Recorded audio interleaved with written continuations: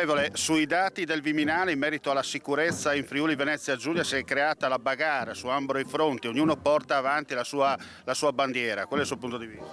Ma guardi, da quello che posso capire, non avendo analizzato in profondità i dati che sono usciti in questi giorni, mi pare che il problema sia concentrato soprattutto nelle grandi città e qui c'è un problema legato alla gestione delle grandi metropoli italiane che hanno un problema di sicurezza. Questo è collegato non solo, ma sarebbe disonesto non dirlo, anche dalla presenza di moltissimi immigrati che entrano illegalmente in Italia e che non hanno alternativa se non alla delinquenza e l'emarginazione. L'emarginazione provoca delinquenza e quindi dobbiamo rafforzare le politiche anti-immigrazione.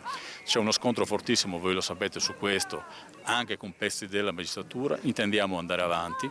Dopodiché, per quanto riguarda il Friuli Venezia Giulia, mi pare che i dati siano abbastanza confortanti. Pordenone è una città molto sicura. Certo, Udine e Trieste hanno problemi seri, sempre legati però al fatto che nelle città si creano delle enclave di violenza e di criminalità legate al fatto che spesso gli immigrati non hanno lavoro e finiscono nelle maglie, nella manovalanza della criminalità organizzata per lo spaccio o per altre attività illegali.